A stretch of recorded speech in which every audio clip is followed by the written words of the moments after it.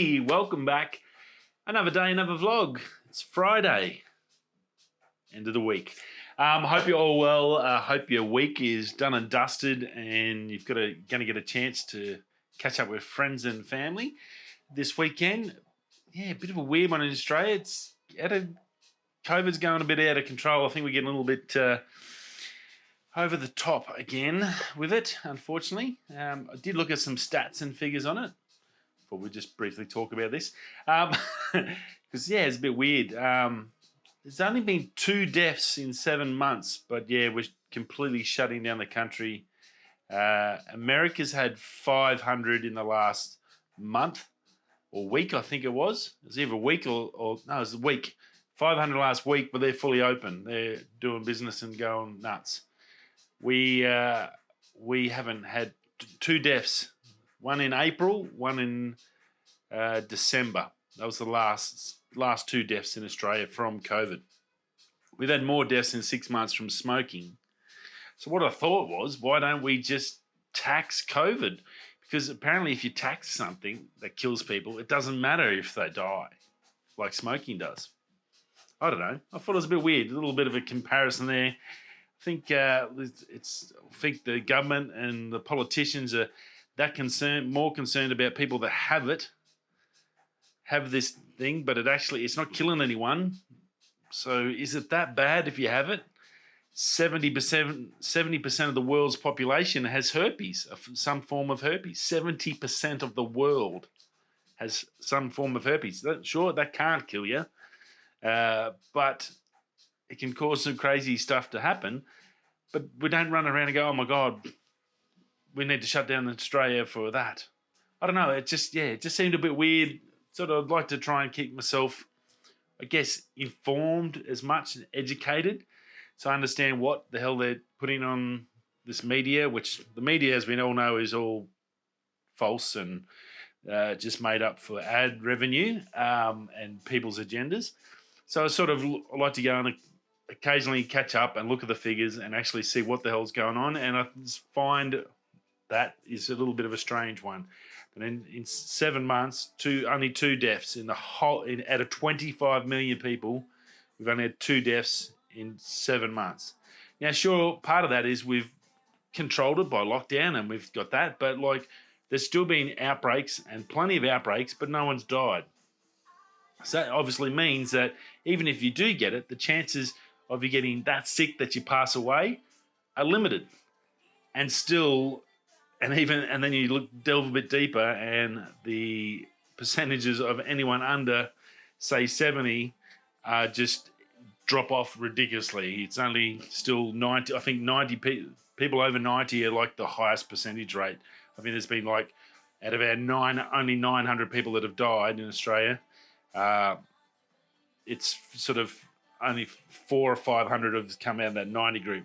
Now, for those people that have lost their family, obviously that numbers don't mean anything. They've lost their family member and all that. But we have plenty of other stuff. My point being is we have plenty of other stuff that kills people that the government doesn't do anything about. In fact, they keep selling cigarettes to kids. And I'm an ex-smoker, so I'd love and hope that Jack never takes it up. Fingers crossed he doesn't. I'm going to try and educate him as much as I can to make sure he doesn't.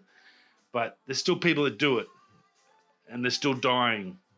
Thousands die all the time. I think something like 7 million people die a year from cancer-related or smoking-related issues. So that's worldwide, but that's 7 million. And there's only been 4 million from COVID worldwide.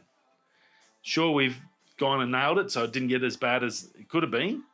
But here's something that we could easily manage that we don't. I think that's the disappointing part. It's not the fact that, less people are passing away, and it's always a tragedy, no matter if it's from smoking or whatever. My father passed away from, and I guarantee it's 100% from smoking.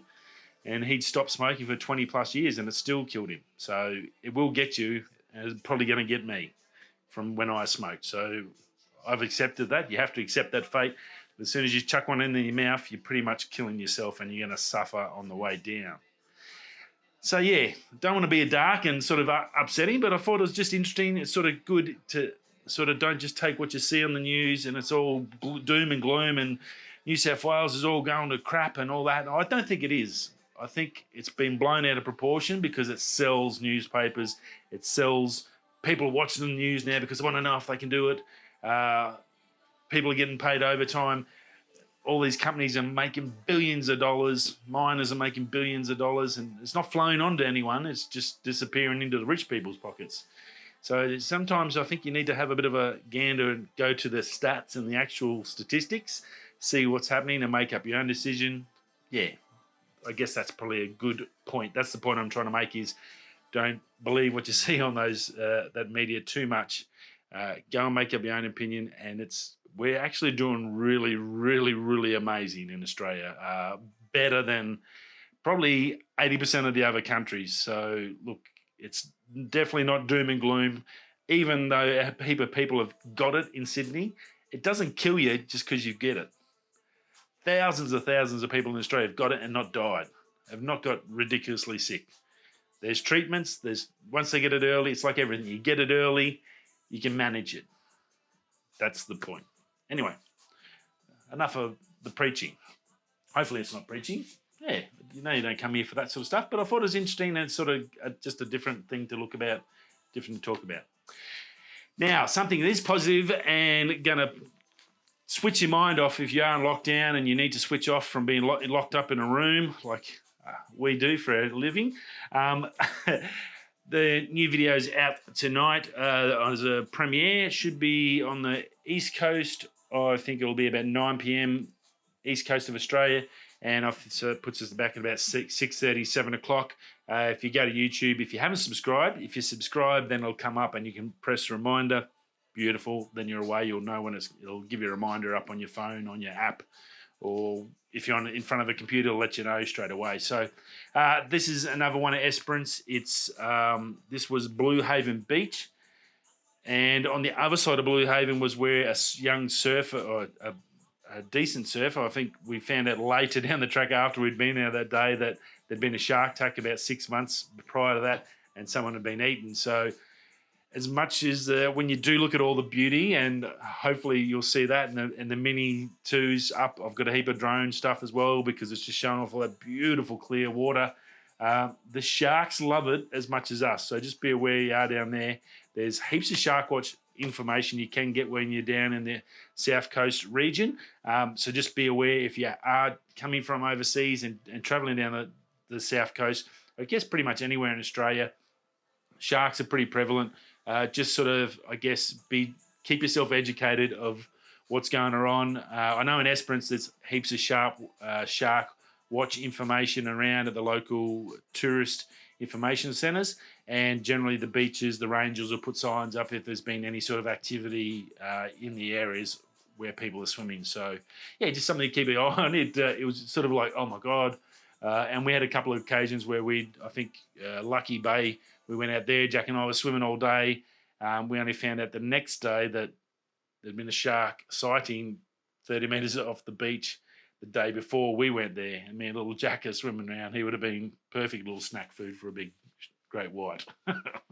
So, yeah, good little reminder. So that'll be, go check that out. Some beautiful photos yet again. And I've got one more to go.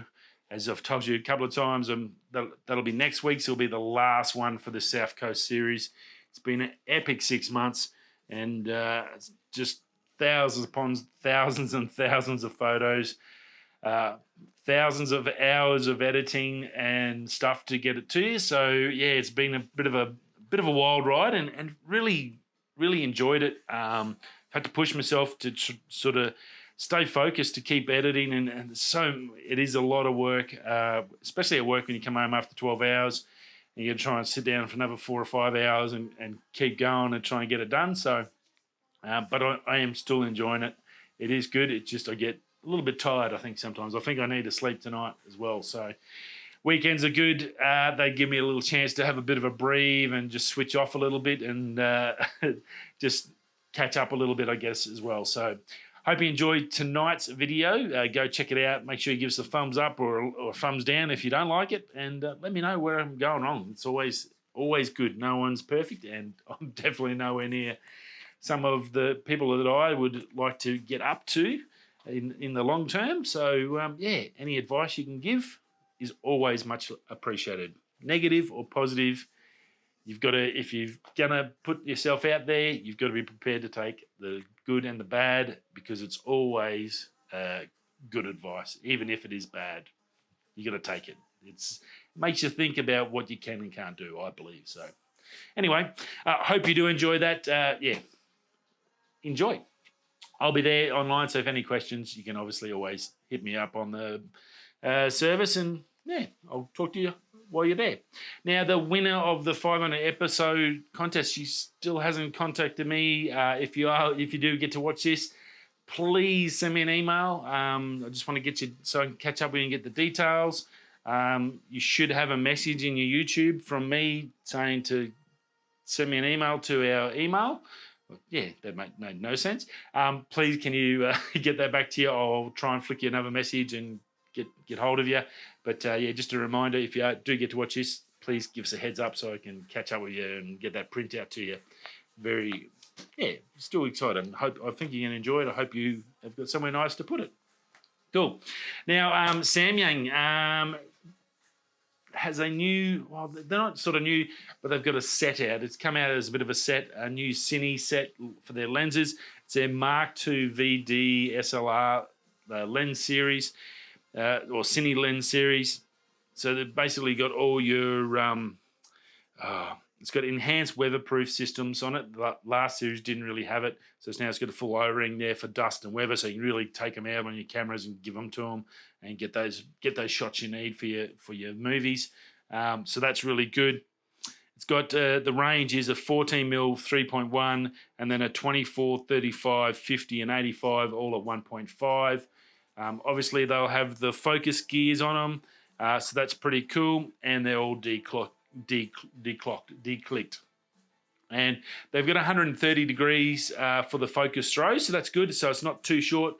Generally on a manual lens, if you've got a small throw, it's very hard to sort of have any sort of smooth focus when you're manually focusing on your camera, if that makes any sense. So having a little bit more movement, sort of you get the adjustments a little bit more subtle, so you can sort of zoom in as you're moving and get that beautiful cinematic picture. So look, I think they'll do pretty good. They start base price about $800 per lens, and I think the most expensive, which was I think the 50mm that I seen in Australia, was $1,100 Australian. But you can get them as a complete set, so just contact your local Samyang dealer, and you might be able to get a deal or something like that. But good solid little set. If you obviously, Cine lenses can be mega expensive. If you go up to those RA lenses, you're talking 50, 60,000 a set. So you're looking at probably under $5,000, probably $3 or $4,000 for a set. That's a pretty good deal to get you into the cinema sort of area and scope. So pretty cool, and it's always good to have that entry point to give you a chance to get it. You can always upgrade later and resell them and then turn that into to go up, which is what I do. I sort of slowly, step by step, we're getting there, and yeah, pretty cool. So definitely something to have a look at if you're into getting more and more confident with your video skills and you want to really push it to the next level. Now, Canon, some big news on the Canon for the 1DX and the R6. So the 1DX Mark III and R6 have got a new firmware update. I'm not sure the number. I think the R6 was the 1.4. Look, big one because it gives us C-Log 3 in the R6. That is fan-bloody-tastic.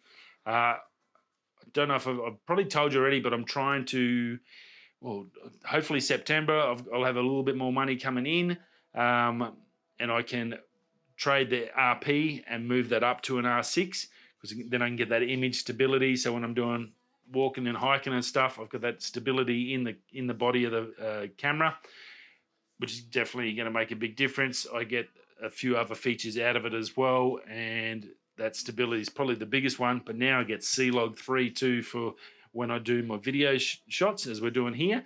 I think that'll make a big difference, and it'll be again, it's that step and keep getting better and getting better. I can learn how to grade C-Log 3, which is what they use for their cinema and most videos. So that's then going to make me hopefully a little bit better as an editor too. So that's pretty cool. Now that's in both the 1DX and the R6. Now, even though it's a little bit strange, I guess, what do you need video in the 1DX? It's really a pro photography camera and a dying sort of a camera too. But look, I think it helps out those people that have invested in that, gives them another option. And then I guess down in the second-hand market, which once the R1 comes out, that's definitely going to drop in price big time, because it'll be all mirrorless then. The 1DX3 will then be a better value proposition too for people buying it secondhand, because you'll be able to do that quality video on it as well. So pretty cool.